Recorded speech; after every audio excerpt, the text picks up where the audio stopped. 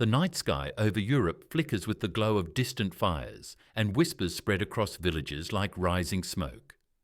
People speak of riders who move faster than the wind, who attack before a town even knows it is being watched. At first, the stories feel impossible. How could anyone cross half the world with such speed and power? But soon the truth becomes clear. The Mongols, led by generals as cold as steel, have reached the edge of Europe. And this time, they don't stop. They don't turn back.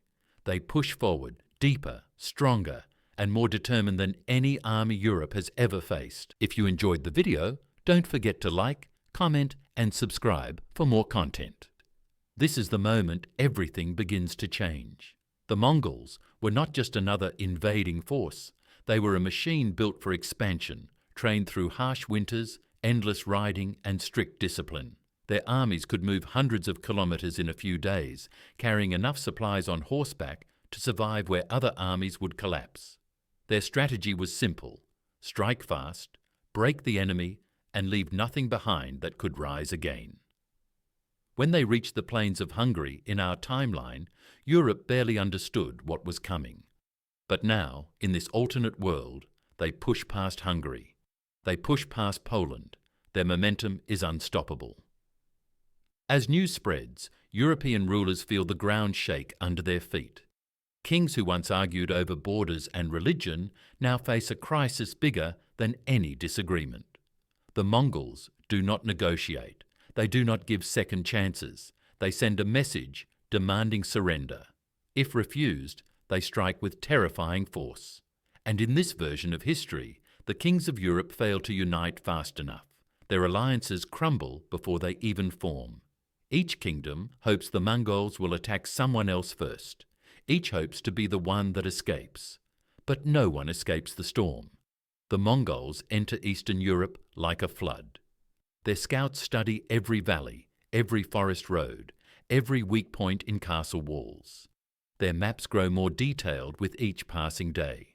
Their spies slip into cities wearing local clothes, listening carefully, learning languages with astonishing skill. They know the land better than many locals within months. And once their knowledge is complete, they strike with layered precision. Their arrows darken the sky. Their cavalry crashes forward in perfect waves. European knights, brave but too heavy, too slow, find themselves surrounded before their swords even rise. As cities fall, refugees run west, carrying stories that feel like nightmares. Entire towns wiped out, castles surrounded for days and then shattered. Churches burned while bells still swing from the heat. Priests whisper that the Mongols are punishment for old sins. Merchants hide their gold in wells. Farmers bury their grain and hope the riders never reach their fields. But the Mongol advance continues. And soon a new question rises. What will happen if they reach the heart of Europe? Paris trembles. London tightens its walls. The Holy Roman Empire calls its knights, but they know the truth. The Mongols fight with tactics never seen in the West. They fake retreats, pulling European forces into traps. They divide their enemies, cutting supply lines, turning armies into starving crowds. And most of all, they adapt. Every mistake becomes a lesson. Every victory becomes a weapon.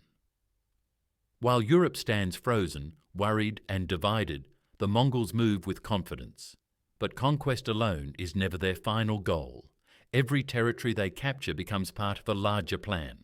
They enforce strict order, they collect taxes with efficiency, they punish thieves quickly. Roads become safer under their rule, even during the chaos of invasion. Trade grows between captured cities, linking them across massive distances. The same system that once connected China to Persia now begins stretching across Europe. For some people living under their rule, this strange new order feels more stable than the rule of their former kings. Still, the price is high. Cultural traditions bend under pressure. Churches lose their authority. Nobles are stripped of lands. Mongol governors take control of courts and markets. But they also bring something unexpected: knowledge. They carry scholars from the Middle East, engineers from China, doctors from Central Asia. They introduce new tools, new farming methods, new ways of counting and recording. Europe, famous for its cathedrals and faith, now encounters a world of science, trade and ideas from far beyond its borders. The old balance of power begins to break, yet resistance grows. Across the forests of Germany, small groups fight back. They strike at supply lines, ambush scouts, then disappear. In Italy, city-states try forming alliances. Spain sends messengers begging for help from North Africa. The Pope demands unity, but many leaders are already captured or fleeing.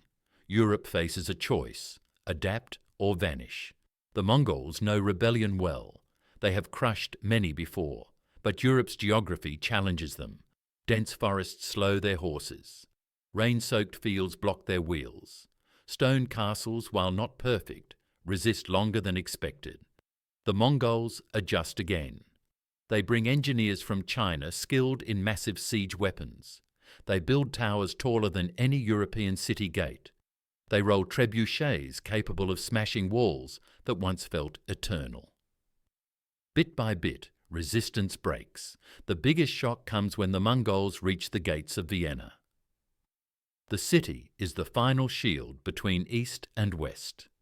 If Vienna falls, the road to Italy, France and Germany lies open. Crowds pray in the streets. Nobles gather every last soldier. Even peasants carry pitchforks, ready to die if needed.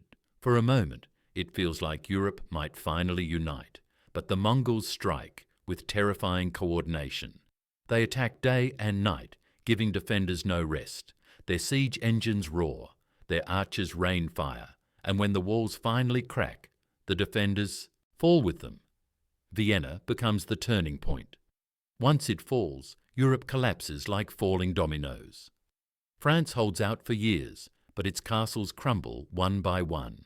England tries to protect itself across the Channel, but Mongol ships, built with captured craftsmen, begin crossing waters.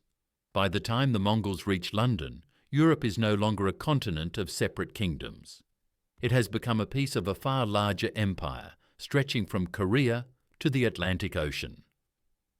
The biggest surprise comes after the conquest. The Mongols do not destroy European culture. Instead, they absorb it. They allow local crafts, music and traditions to continue, as long as taxes and loyalty remain steady. European scholars translate text from China. Asian merchants open shops in European cities.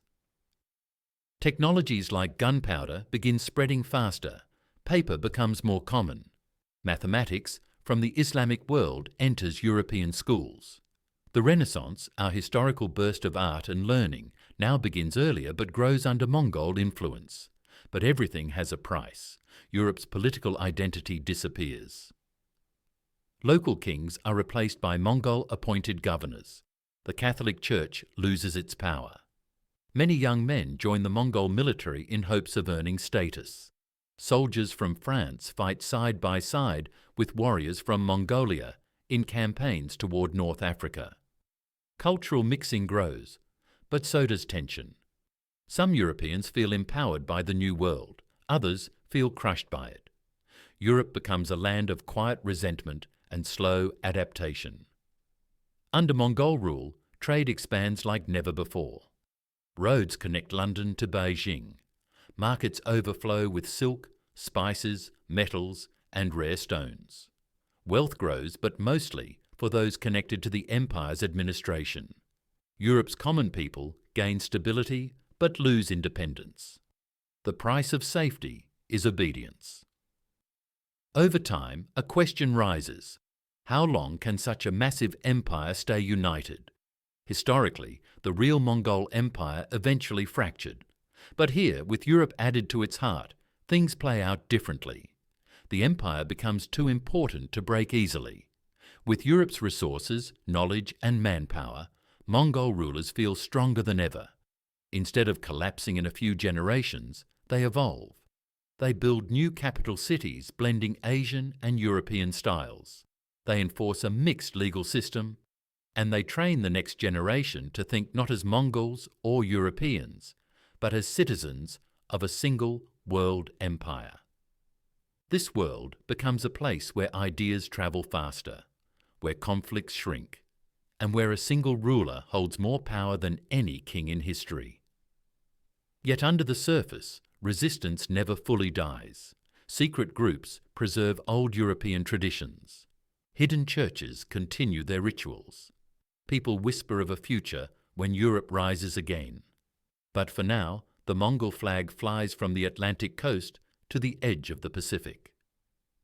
And as centuries pass, the question becomes not how Europe fell, but how the world changed because of it. A Europe conquered early might never produce the same nation-states, the same wars, or the same inventions. Global exploration might begin under Mongol command.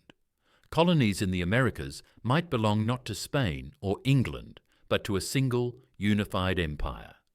The shape of our modern world would be unrecognizable. In this alternate timeline, one message becomes clear. History turns on small moments. A single battle lost, a single alliance delayed, a single decision made too late, and when the Mongols ride through those open doors, the world that follows is forever different. Europe doesn't just fall, it transforms, it bends, it adapts. And under the shadow of a vast Eastern empire, it becomes part of a story far larger than itself.